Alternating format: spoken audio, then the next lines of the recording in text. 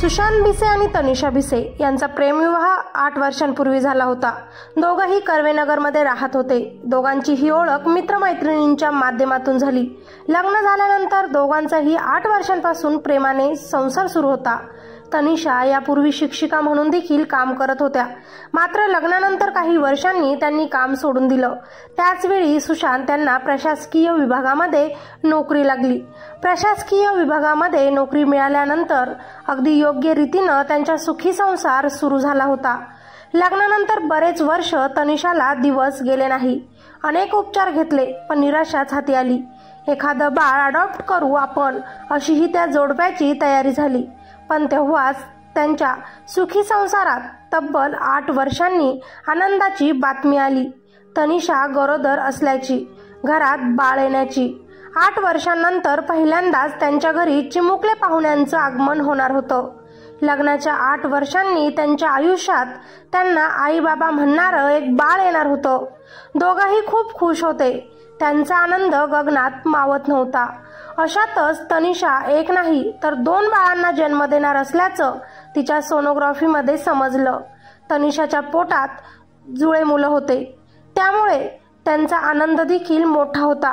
पण त्या आनंदावर विरजण पडेल याची पुसटशीही कल्पना कुणाला नव्हती। 9 महिने तनिषाची काळजी सगळ्यांनी घेतली। 9 महिने 2 बाळांना तिनं आपल्या पोटात सांभाळलं। अखेर प्रसूतीची वेळ आली। तिच्या पोटात दुखू लागलं म्हणून घरच्यांनी तनिषा भिसे यांना पुण्यातील दीनानाथ मंगेशकर रुग्णालयात दाखल केले। मात्र उपचारासाठी दीनानाथ मंगेशकर हॉस्पिटल प्रशासनाने कुटुंबाकडे 20 लाख रुपयांची मागणी केली। इतके पैसे अचानक कसे आणायचे असा प्रश्न गर्भवती तनिषाच्या कुटुंबियांना पडला। 2 जुळे मुलं आहेत, त्यातली त्यात कंडिशन गंभीर आहे। आपल्याला लगेच सिझर करावे लागेल। त्यासाठी 10 लाख पहिल्यांदा डिपॉझिट भरा, तेव्हाच पेशंटला ॲडमिट केलं जाईल असं तिथल्या डॉक्टरांनी सांगितलं। आमच्याकडे सध्या इतके पैसे नाहीत, आम्ही 3 लाख रुपये आत्ता भरतो। आमच्या पेशंटला ॲडमिट करा, तिच्यावर उपचार तर सुरू करा असे तनिषाचे घरचे डॉक्टरांना म्हणू लागले। परंतु तरीही त्या रुग्णालय प्रशासनाने गर्भवती तनिषाला डिलिव्हरीसाठी दाखल करून घेतलं नाही। पैसे भरणे शक्य नसल्यास तुम्ही ससूनला जाऊन उपचार घेऊ शकता असंही डॉक्टर त्यांना म्हणाले। हे सर्व तनिषा समोरच सांगितल्यामुळे तिच्या मनावर दबाव आला। आधीच रक्तस्राव सुरू होता, उच्च रक्तदाब असल्यामुळे तिची परिस्थिती नाजूक होती। त्यात खर्चाचा आकडा पाहून ती अक्षरशः कोसळली आणि तिथेच रडायला लागली। साधं कोणत्याच डॉक्टरने तिच्याकडे लक्ष दिले नाही। त्रास असह्य झाल्यामुळे दुसऱ्या हॉस्पिटलमध्ये घेऊन जाण्याचा निर्णय तिच्या कुटुंबियांनी घेतला। पण दुसऱ्या हॉस्पिटलमध्ये हलवत असताना तनिषाला खूप जास्त त्रास झाला। वेळेत तनिषावर उपचार झाले नाहीत।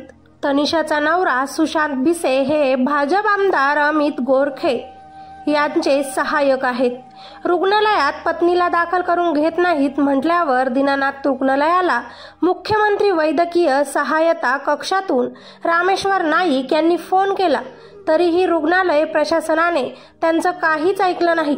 शेवटी दीनानाथ मधून ससून व तिथून सूर्या हॉस्पिटलला तनिषा तिच्या कुटुंबासोबत स्वतःच्या गाडीने गेली। तिथे भरती झाली व 29 मार्च रोजी सकाळी सिझेरियन प्रसूती झाली। परिणामी त्या मातेनं 2 गोंडस जुळ्या मुलांना जन्म दिला। तिच्या दोन्ही बाळांची प्रकृती आता स्थिर आहे, पण त्यांच्या डोक्यावर मायेनं हात फिरवणारी त्यांची आई आता या जगात नाही। कारण मुलांना जन्म तर तिने दिला, पण स्वतःचा मात्र जीव तनिषाने गमावला। 8 वर्षानंतर आई बाबा होण्याचं सुख आज या जोडप्याला आनंदाने अनुभवता आलं नाही।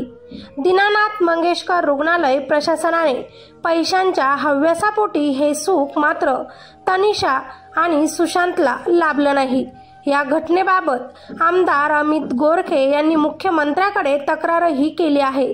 संतापलेल्या नागरिकांनी रुग्णालयाच्या अधिकाऱ्यांवर चिल्लर फेकली। त्याचबरोबर त्यांनी संतापजनक प्रतिक्रिया दिल्या आहेत। एक वेळ पैसा कमवता येतात, पण गेलेला माणूस परत मिळवता येतो का, असा सवाल रुग्णालयासमोर जमलेल्या संतापलेल्या नागरिकांनी केला आहे।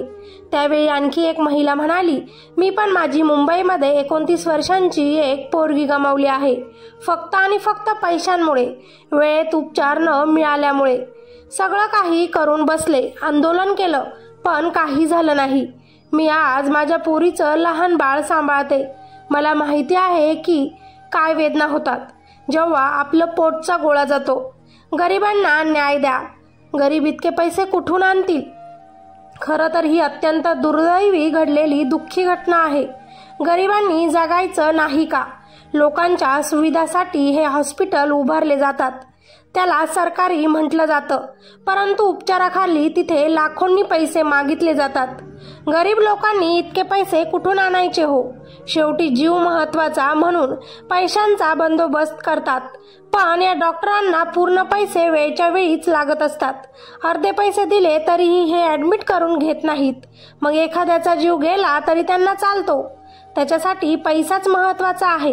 डॉक्टरचं शिक्षण घेताना लोकांना वाचवण्याच्या शपथा हे घेतात, पण पैशांच्या आहारी जाऊन एखादं मेलं तरी त्याचा जीव जाताना बघतात, पण त्यांची मदत करत नाहीत।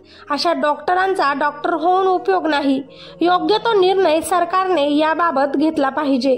घरी गोंडस 2 मुलींचा जन्म तर झाला आहे, परंतु त्यांची आई त्यांना पोरकं करून गेली, फक्त आणि फक्त या डॉक्टरांच्या चुकीमुळे, पैशांच्या हव्यासामुळे। तुम्हाला काय वाटतं मित्रांनो या घटनेबद्दल? तुमच्या प्रतिक्रिया नक्की मांडा। जास्तीत जास्त प्रतिक्रिया देण्याचा प्रयत्न करा, जेणेकरून पुन्हा एखादी आई आपल्या लेकरांना सोडून जाता कामा नये। तिच्यावर योग्य तो उपचार योग्य त्या वेळेत नक्कीच होईल या आशेनं। व्हिडिओला लाईक करा आणि चॅनलवर नवीन असाल तर आपल्या चॅनलला सबस्क्राईब करायचं अजिबात विसरू नका, जेणेकरून पुढील अपडेट तुमच्यापर्यंत लवकरच पोहोचू शकेल। धन्यवाद।